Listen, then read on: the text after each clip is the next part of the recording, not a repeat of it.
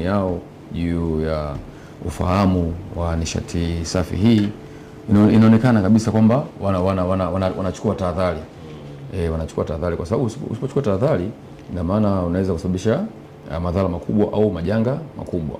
Lakini kwa kuwa leo nimekuja hapa, tutaweza sitafundisha such, ila tutapiga story na wananchi wetu wanaotufuatilia, nadhani watapata kitu kikubwa kuhusiana na matumizi ya nishati safi. Basi nianze tu kusema kwamba nishati safi hii kitaalamu, wengi wanasema kwamba ni mitungi ya gesi, mitungi ya kupikia, lakini kitaalamu hii ni nishati safi ambayo inaitwa LPG. Kirefu chake ni liquefied petroleum gas. Maana yake ni nini? Ni petroli hii imeyeyushwa kwa shinikizo ili iweze kuhifadhiwa au kusafirishwa.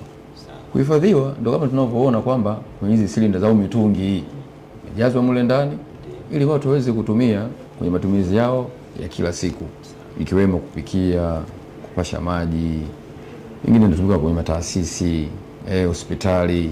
Kwa hiyo ukiangalia hii nishati imekuwa ni msaada mkubwa, kama watu wanavyosema, wananchi wanavyokili, imekuwa ni msaada mkubwa sana. Ndio. Na gesi hii tunayozungumzia LPG ni mchanganyiko wa gesi mbili ambazo kitaalamu tunasema ni hydrocarbon. Ni gesi ya kwanza inaitwa propane na nyingine inaitwa butane. Zote hizi ni hydrocarbon. Nikisema hydrocarbon maana yake ina maana zimetokana na nini? Zimechimbwa. Kama mshasikia kitaalamu crude oil ile ambao wakienda wakiyeyusha tunakuja tunapata gesi zote hizi. Tunapata petroli, tunapata mafuta taa, tunapata hizi propane, butane. Lakini LPG tunazungumzia leo ina maana ni mchanganyiko wa propane na butane. Ndio sasa tunapata hii gesi ambayo tunaitumia. Lakini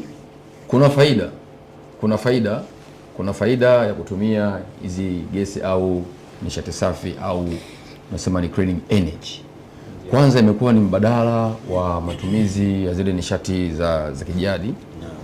Kwa mfano kuni, mkaa, makaa ya mawe.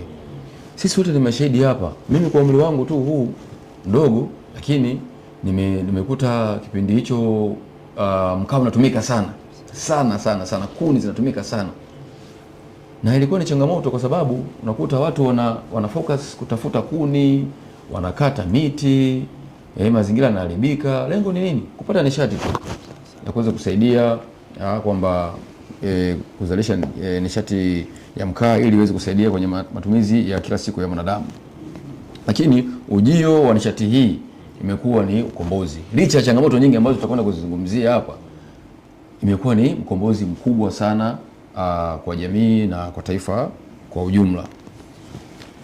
Naam, Mr. Joachim, kabla mwalimu hajauliza swali hapa, nataka tuanzie pale kwenye namna ya kuwasha gesi. Si wote ambao wana elimu hiyo wanafahamu.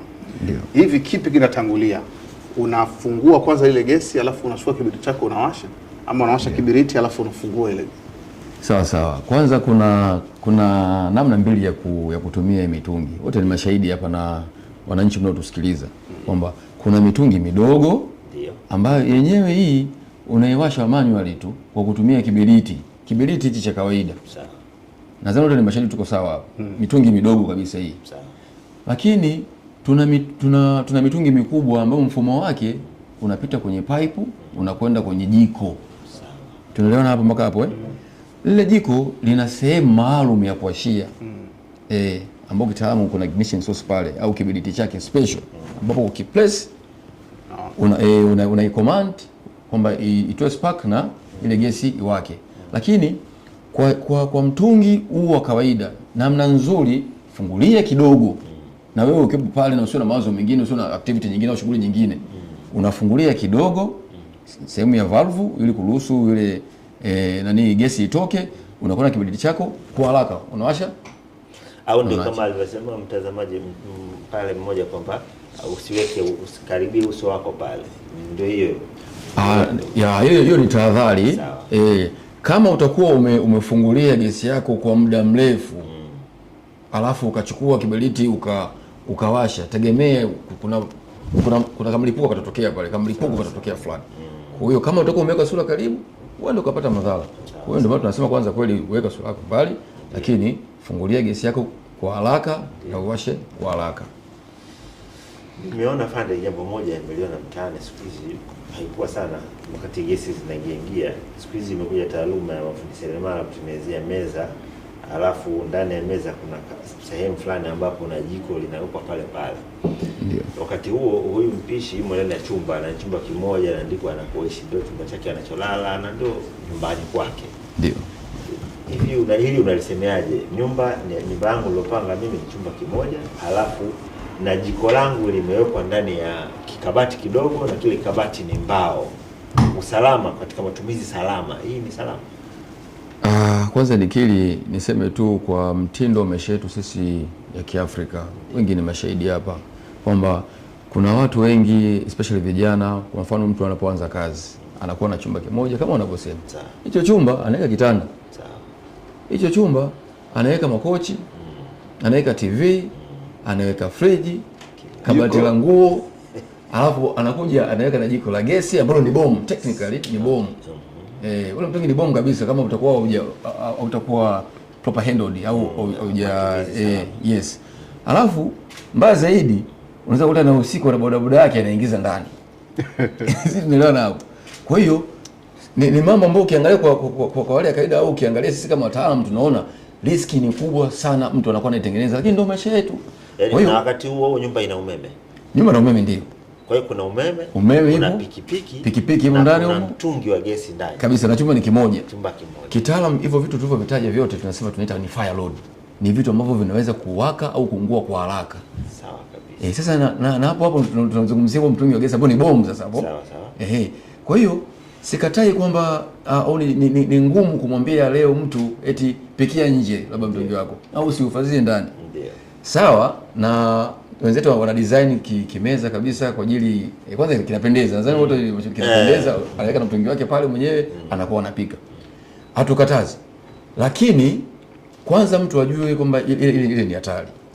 Okay. Kukaa tu na mtungi wa gesi ndani ni hatari. Yaani kichwani mwa mwananchi ajue kukaa na mtungi ndani ni hatari. Sawa. Ni sawa na bomu umeliweka lakini tu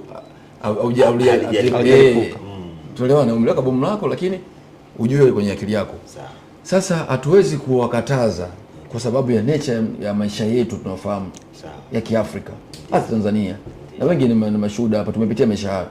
Kwa hiyo mtu akishafahamu kwamba ile ni hatari, ina maana atachukua tahadhari kwenye namna ya kuhifadhi, namna ya kutumia, na kama kuna changamoto yoyote anakuwa anachukua hatua kwa haraka. Nadhani baadaye changamoto hizo nitakuja kuzielezea za mitungi ya gesi. Kishki TV, nuru ya dini yako.